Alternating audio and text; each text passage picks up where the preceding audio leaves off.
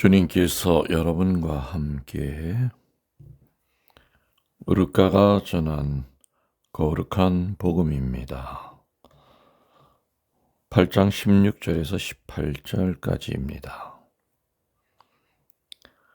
그때 예수님께서 군중에게 말씀하셨다. 아무도 등불을 켜서 그릇으로 덮거나 침상 밑에 놓지 않는다. 등경 위에 놓아 들어오는 이들이 빛을 보게 한다. 숨겨진 것은 드러나고 감추어진 것은 알려져 환히 나타나기 마련이다. 그러므로 너희는 어떻게 들어야 하는지 잘 헤아려라. 정녕 가진 자는 더 받고 가진 것이 없는 자는 가진 줄로 여기는 것마저 빼앗길 것이다. 주님의 말씀입니다. 전미수님, 주님의 이름으로 평화를 빕니다. 연중 25주 월요일 말씀을 우리들 듣고 있습니다. 16절이 이렇게 나오죠. 아무도 등불을 켜서 그릇으로 덮거나 침상 밑에 놓지 않는다. 등경 위에 놓아 들어오는 이들이 빛을 보게 된다. 여러분들 여기서 얘기하는 등불이 누구를 얘기하는 것 같습니까? 바로 우리 크리스찬들입니다. 크리스찬들은 그리스도의 그 빛을 받아서 분명히 세상을 향하여 빛을 내뿜고 있는 자들입니다. 그래서 오늘 이 16절의 말씀은 그거죠. 예수님을 믿는 그리스도인들의 그 본성 속에는 드러내야 할 무언가가 분명히 있다는 겁니다. 그게 바로 빛입니다. 내 속에 그리스도의 빛이 있는데 그것을 그릇으로 덮거나 그릇이라고 하는 것은 우리들의 욕심, 죄의식 이런 상태에 있을 때는 내 안에 계신 그리스도의 빛이 밖으로 나오질 못합니다. 크리스찬들은 그 본성상 그 빛을 드러내야 할 의무가 있습니다. 그 주님의 빛이 들어가 있는 그 등불은 겸손의 등불이고 온유의 등불이고 또 비움의 등불입니다. 순명의 등불이 될 겁니다. 봉사의 등불이 될 겁니다. 그런데 우리들은 많은 경우에 내 안에 계신 그리스도의 빛을 드러내기를 두려워할 때가 있습니다. 식사 때 성호 긋는 사람이 많지 않습니다. 외인들과 같이 밥 먹을 때는 성호를 긋더라도 굉장히 어색한 마음으로 이렇게 긋게 됩니다. 당당하지를 못합니다. 물론 당당하게 그시는 분도 계시겠지만 많은 경우에는 뭔가 신자 아닌 사람들과 내가 다르다고 하는 그것에 대한 본능적인 공포심도 또한 있는 겁니다. 그래서 뭔가 다른 모습을 보이면은 뭔가 배제되고 밀침을 당할 것 같은 그런 생각이 들 수도 있을 겁니다.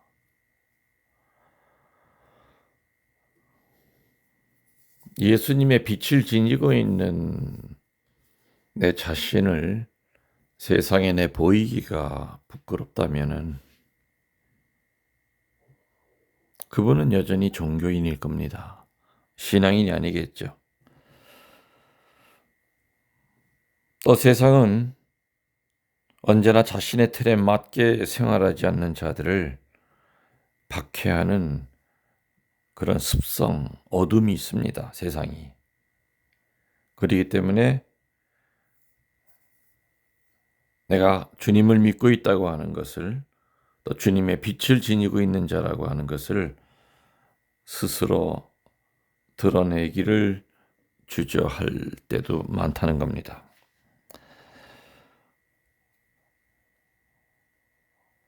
이런 얘기가 있습니다. 실제로 실험을 해봤다고 그러는데, 닭장 안에 있는 닭이 모두 다 이제 흰색 닭이었다고 그럽니다. 근데 검정 닭을 한 마리를 집어넣었더니 흰색 닭 9마리가 검정 닭 한 마리를 쪼아서 죽이더랍니다. 이렇게 동물의 세계에서도 남과 다르다는 것은 하나의 죄악입니다. 죄악이었습니다. 그래서 우리들이 이방인들과 다르게 그리스도의 빛을 가지고 있다는 것 때문에 때로는 박해를 받을 수 있고요. 몰이해를 당할 수도 있고요. 그리고 또 예수쟁이라고 하는 소리를 또 들을 수도 있습니다. 그리고 너는 사랑이 많은 자니까 내가 너를 어떻게 이용해도 된다는 식으로 또 이용을 하려고 하는 사람도 있을 겁니다. 그렇지만 그럴 때마다 아무리 힘든 일이라 할지라도 우리가 어떤 분의 소유이며 또 내가 누구를 섬기고 있는지를 보이기 부끄러워해서는 안 될 겁니다. 이 부끄러워하지 않는 것은 우리의 의무가 아니라 특권이기 때문이지요. 17절에는 숨겨진 것은 드러나고 감추인 것은 알려져 훤히 나타나게 마련이다. 이런 말씀을 하십니다. 이 말은 어떠한 일도 비밀로 숨겨둘 수 없다는 것을 강조하시는 말입니다. 뭔가를 숨기려고 하는 사람에게는 세 가지의 그 대상이 존재합니다.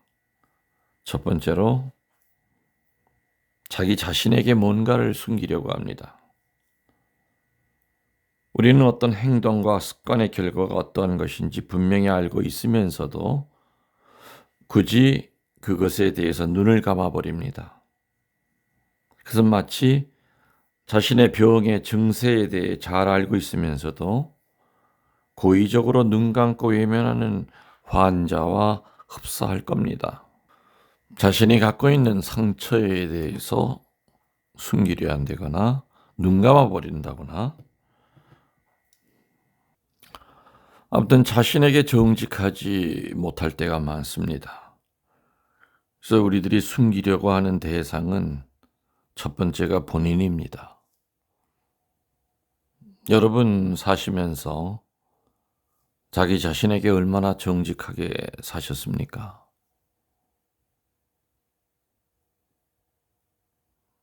자기 자신에게 숨기려 하거나 잊어버린 척 할 때가 얼마나 많습니까?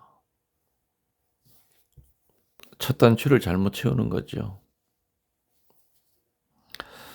두 번째가 우리가 숨기려고 하는 대상은 우리들의 이웃입니다. 이웃에게 뭔가를 숨기려고 합니다. 세상 만사란 원래가 드러나게 마련이죠. 그래서 비밀을 많이 갖고 있는 사람은 불행합니다. 행복한 사람은 아무것도 숨길 것이 없는 사람이지요. 플라톤 아실 겁니다. 고대 철학자죠. 어떤 건축가가 플라톤에게 모든 방이 밖에서 들여다 보이지 않는 집을 지어주겠다고 제안을 했답니다. 그러자 플라톤은 뭐라고 얘기했냐면은 반대로 모든 사람이 밖에서 내 방을 들여다볼 수 있게 집을 지어준다면 2배의 돈을 주겠다고 대답했다고 합니다. 이렇게 플라톤처럼 말할 수 있는 사람이 행복한 사람입니다. 이웃을 향하여 수없이 많은 문을 닫아 걸고 자물쇠를 채우며 살아가는 사람들은 결코 행복한 사람이 아닐 거라고 저는 생각이 됩니다. 세 번째로 숨기는 그 대상은 하느님입니다. 하느님에게 무언가를 자꾸 숨기려고 하지만 세상에 이보다 더 어리석고 말도 안 되는 얘기는 없습니다. 하느님은 우리의 머리끝에서 발가락까지 보고 계십니다. 그래서 우리들은 하느님에게 무언가를 숨기려고 한다면은, 특별히 고해성사 보실 때 모고해를 하시려고 한다면, 모고해는 거짓고해입니다. 그리고 정말 얘기해야 될 대죄를 얘기 안 하는 겁니다. 부끄럼 때문에, 자존심 때문에.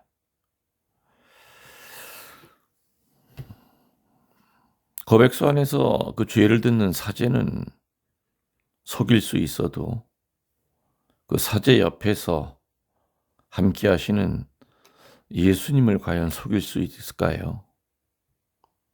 거짓 고해를 하면은 예수님도 속아 넘어갈까요? 아닐 겁니다. 이렇게 간단히 말씀드렸지만은 17절에 숨겨진 것은 드러난다. 뭘 숨겼다는 걸까? 첫 번째, 자기 자신에 대하여 숨기는 게 있습니다. 두 번째, 숨기는 것이 이웃에 대해서 숨기는 거 있습니다. 세 번째로는 하느님에게 무언가를 숨기려고 할 때가 있습니다.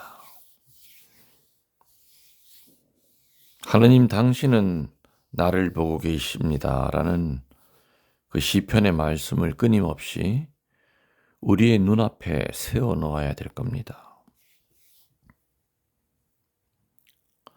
18절에 보면은 가진 사람은 더 얻게 되고 갖지 못한 사람은 자기가 가진 것마저도 잃게 된다는 보편적인 법칙을 규명하고 있습니다. 우리 말 가운데 프로라는 말이 있고 아마추어라는 말이 있습니다. 저 사람은 참 프로 같다. 저 사람은 아마추어다.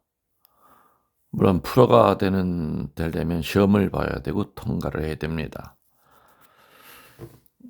흔히 프로들을 보면은 태어나면서부터 저런 재주가 있는 걸로 착각하는 수가 있지만은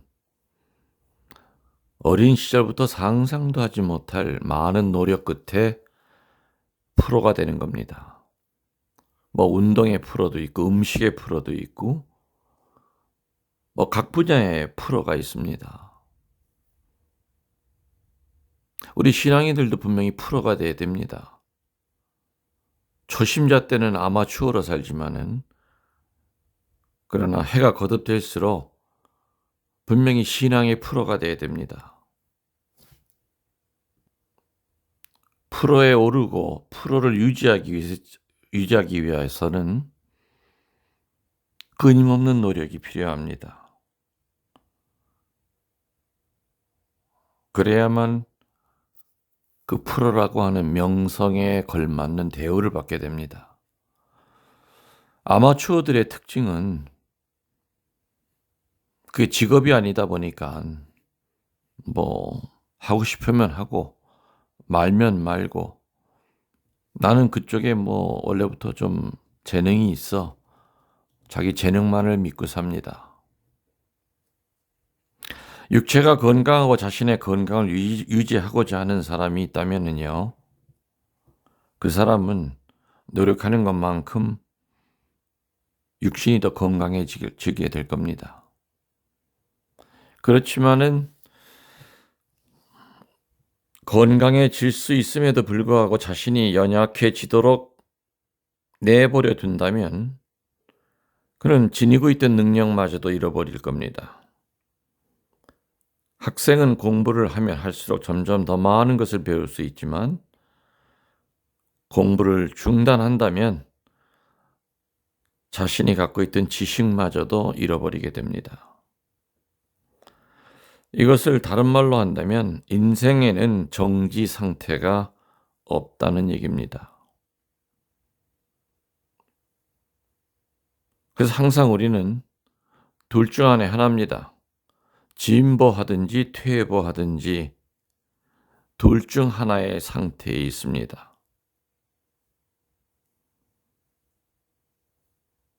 정지가 아니죠. 신앙도 마찬가지일 겁니다.